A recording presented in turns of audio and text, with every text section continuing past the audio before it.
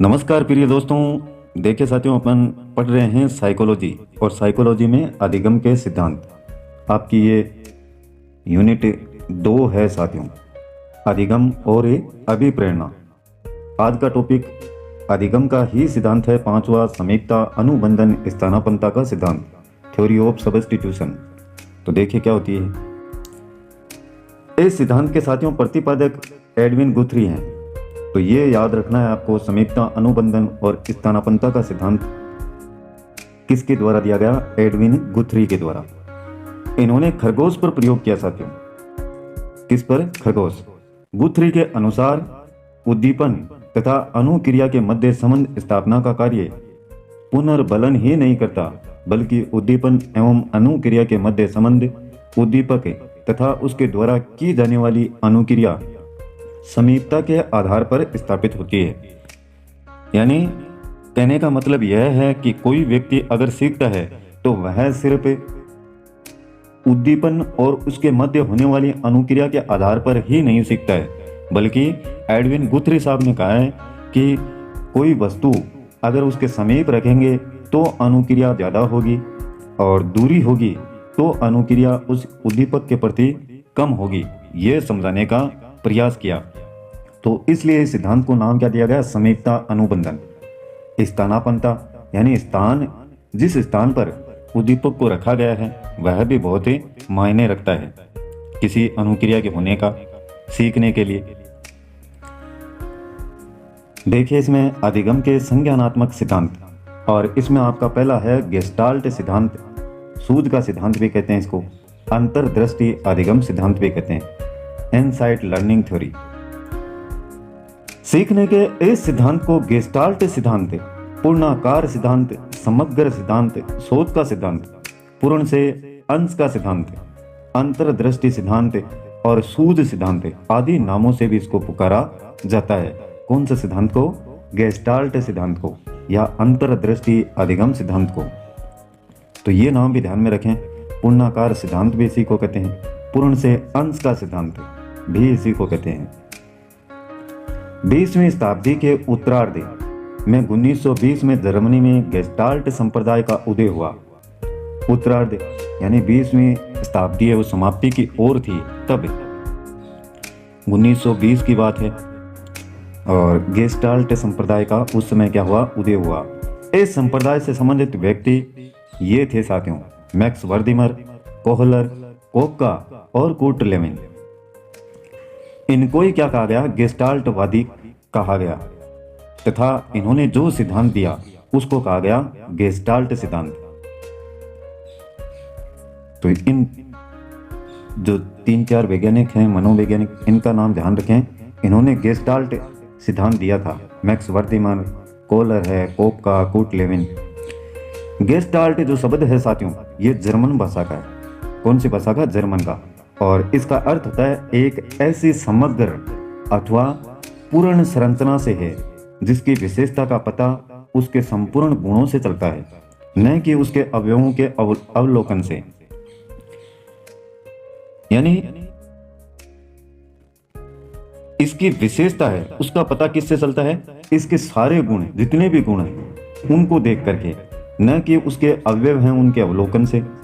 इसका अर्थ समग्राकृति या पूर्णाकार, at the whole, पूरा का पूरा से है। पूरा का पूरा मतलब सारे गुण जितने भी हैं उसमें। समग्राकृति इसी को कहते हैं पूर्णाकार, पूर्ण आकार। जब वह परिस्थिति के भिन्न भिन्न पहलुओं को नए तरीके से प्रत्यक्षण कर, उसकी जांच करके अच्छे से उसके आपसी संबंधों को समझ जाता है, तो उसमें सूझ उत्पन्न होती है। प्रत्यक्षण, अच्छे से उसके बारे में जानकारी प्राप्त करना, भिन्न भिन्न जो पहलू हैं उसके नए तरीकों से। तब क्या है? वह आपसी संबंधों को अच्छे से समझता है और उसमें क्या उत्पन्न होती है? सूझ, जिसे मनोवैज्ञानिकों ने आहा अनुभव भी कहा है। आहा अनुभव।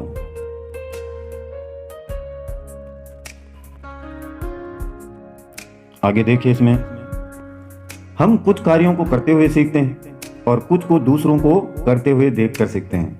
कुछ कार्य ऐसे भी होते हैं जिन्हें हम बिना बताए अपने आप ही सीख लेते हैं। इस प्रकार के सीखने को सूझ द्वारा सीखना कहते हैं। इस संबंध में गुड का कथन है कि सूझ वास्तविक स्थिति का आकस्मिक, निश्चित और तात्कालिक ज्ञान है। यानी कई इस प्रकार के कार्य होते हैं साथियों जिनको तो हमें करना पड़ता है, करके ही हम सीखते हैं, लेकिन कई इस प्रकार के कार्य भी होते हैं जिनको हम किसी दूसरे को देखकर भी सीख सकते हैं। तो ये कहा है गुड ने।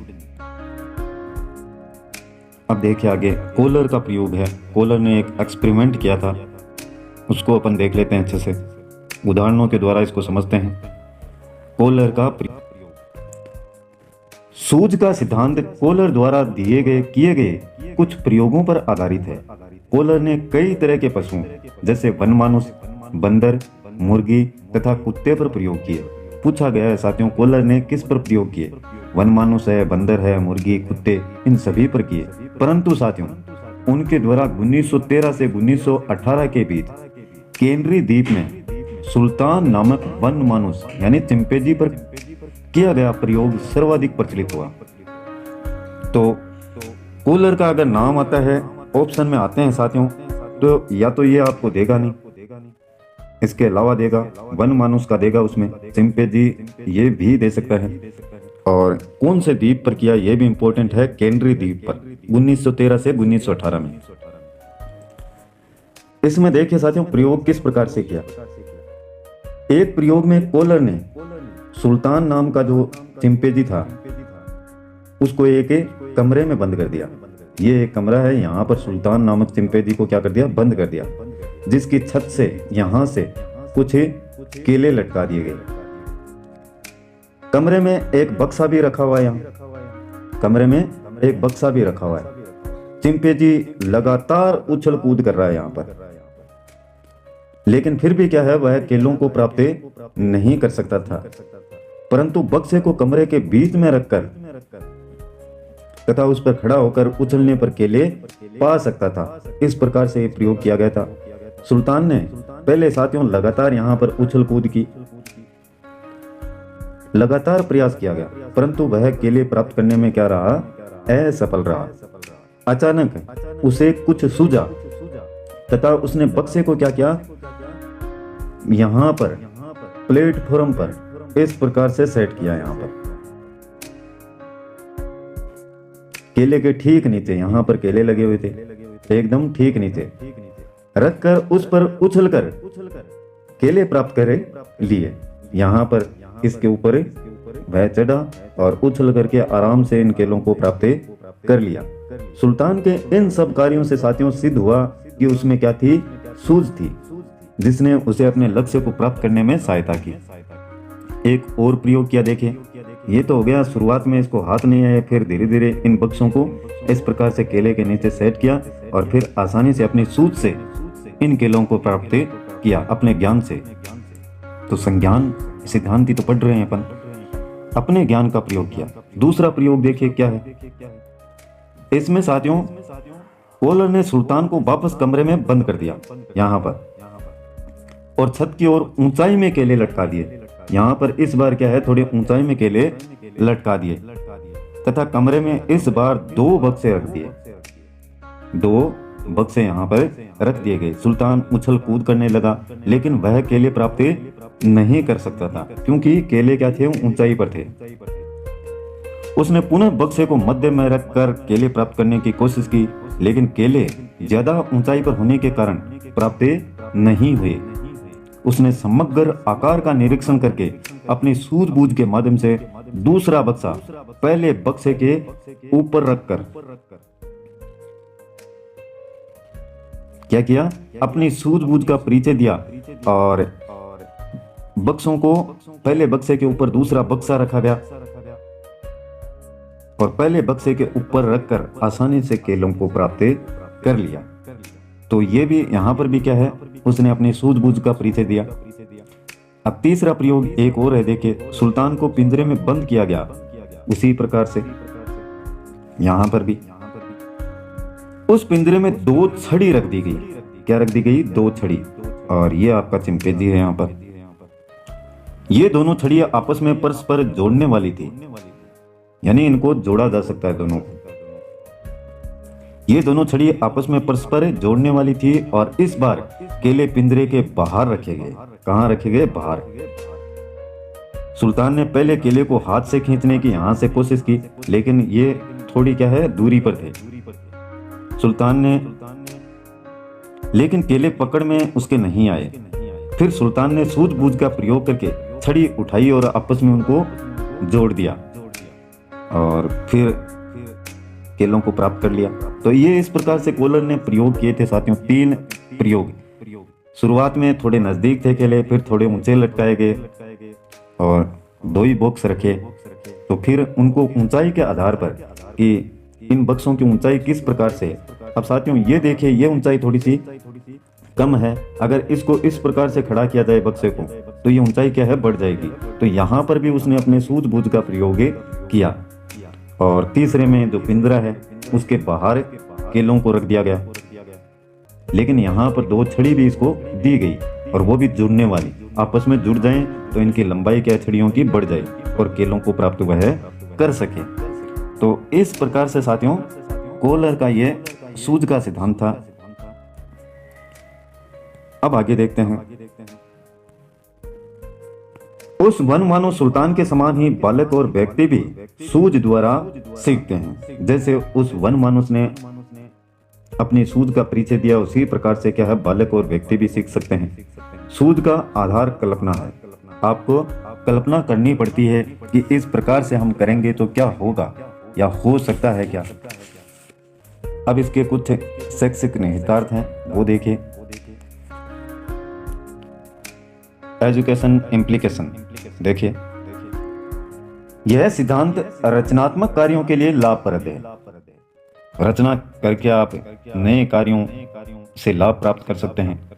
यह सिद्धांत बालकों की बुद्धि, कल्पना व तर्क शक्ति का विकास करता है।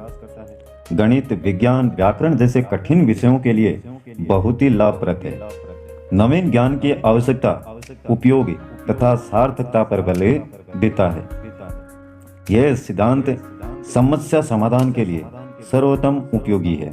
अब समस्या देखें यहाँ पर, अब केले प्राप्त नहीं हो रहे हैं साथियों, तो वन मानुस या चिंपैंजी के सामने क्या आई? समस्या आई। और इस समस्या से निपटने के लिए उसने किसका प्रयोग किया? सूझ का, अपनी बुद्धि का, कल्पना उसमें जागृत हुई, तर्क शक्ति का प्रयोग किया। इस सिद्धांत के माध्यम से पूर्ण से अंश की ओर शिक्षण सूत्र निकाला। इस सिद्धांत से खोज विधि का जन्म हुआ। पाठ्यक्रम निर्माण में ये सहायक है। अनुसंधान के क्षेत्र में भी उपयोगी है। अनुसंधान का मतलब होता है खोज से। क्योंकि छोटे बालकों का मानसिक विकास पूर्ण नहीं हो पाता है, इस दृष्टि से उनके लिए प्रयत्न व भूल द्वारा सीखना उपयुक्त होता है। किशोरावस्था के बालकों या बड़ी कक्षाओं जिनका बौद्धिक विकास पूर्ण हो पाता है या जाता है, उनके अधिगम हेतु यह अंतर्दृष्टि सिद्धांत अधिक उपयोगी है। यह यांत्रिक रूप से सीखने का विरोध करता है।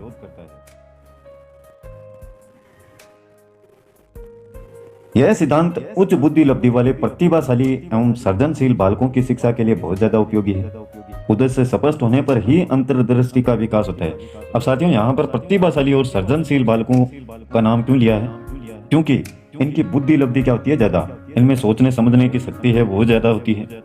आप अपेक्षा करते हैं मंद बुद्धि बालकों के। मंद बुद्धि बालक हैं वो सोचेंगे ही नहीं।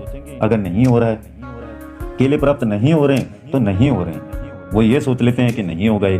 लेकिन प्रतिभाशाली और सृजनशील बालक हैं, वो नए नए तरीके निकालेंगे कि कैसे इनको प्राप्त किया जा सकता है। तो इसलिए इनके लिए उपयोगी है।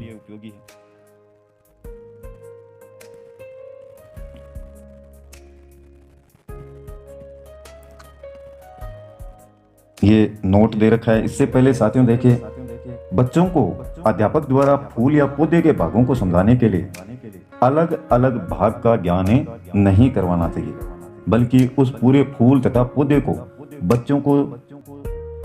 बच्चों के समक्ष है समग्र रूप से प्रस्तुत करना चाहिए, पूर्ण रूप से। ये नहीं कि सिर्फ पौधे के भाग हैं उनको ही समझाया जाए, बल्कि पूरे पौधे को अच्छे से समझाना चाहिए। ये क्या है? समग्र रूप से उसका विकास। अब ये थोड़ा सा और है इसमें मैटर, ये और देख लेते हैं। सीखने में अंतर्दृष्टि के ही समक्ष एक और सिद्धांत है, जीन पियाजे का संज्ञानात्मक विकास सिद्धांत है, क्योंकि इसमें भी बालक को स्वयं के सीखने और वातावरण से सीखने पर बल दिया जाता है। इस सिद्धांत के अलावा सीखने में अंतर्दृष्टि सिद्धांत के अलावा ये सिद्धांत और है साथियों, संज्ञानात्मक विकास सिद्धांत, और ये आगे अपन पढ़ेंगे अच्छे से विस्तार से। ध्यान रहे साथियों, सन 1911 में वर्धीमन ने इस सिद्धांत का सर्वप्रथम शुभारंभ किया था और 1916 में कोलर वर्धीमर से जुड़े और सुल्तान नामक चिंपैंजी पर शोध कार्य के लिए प्रयोग किया गया था। सबसे पहले की अगर बात की जाए तो 1911 में शुभारंभ इन्होंने ही किया था वर्धीमन ने, और 1920 में कोपका ने थ्योरी ऑफ गेस्टाल्ट नामक पुस्तक लिखी, जिसके द्वारा यह सिद्धांत पूरी दुनिया के सामने आया। अगर यह थ्योरी नहीं लिखी जाती साथियों तो यह दुनिया के सामने नहीं आ पाता। तो इसलिए सभी का योगदान है इसमें, वर्धीमर, कोलर, कोपका, तो तीनों का नाम आता है इस प्रयोग में। लेकिन अगर एग्जाम में सर्वप्रथम का पूछ ले तो आपको वर्धीमर का नाम देना है, और उसके बाद में कब जुड़े तो 1916 में ये जुड़े साथियों, कोलर। शोध कार्य इन दोनों ने किया और कोपका ने क्या है, ये पुस्तक लिखी थी थ्योरी ऑफ गेस्टाल्ट 1920 में। तो ये साथियों आज का टॉपिक है। पसंद आए तो वीडियो को लाइक कीजिएगा। अधिगम के संज्ञानात्मक सिद्धांत में आपका पहला कौन सा, गेस्टाल्ट सिद्धांत, यह आपका हो चुका है। इसके बाद में देखिए जीन पियाजे का संज्ञानात्मक विकास का सिद्धांत देखेंगे, ये बहुत ही इंपॉर्टेंट है, अच्छे से इसको समझाएंगे आगे। आज के लिए बस इतना ही, कल फिर मिलते हैं एक नए वीडियो, नए टॉपिक और नई जानकारी के साथ में। तब तक के लिए जय हिंद।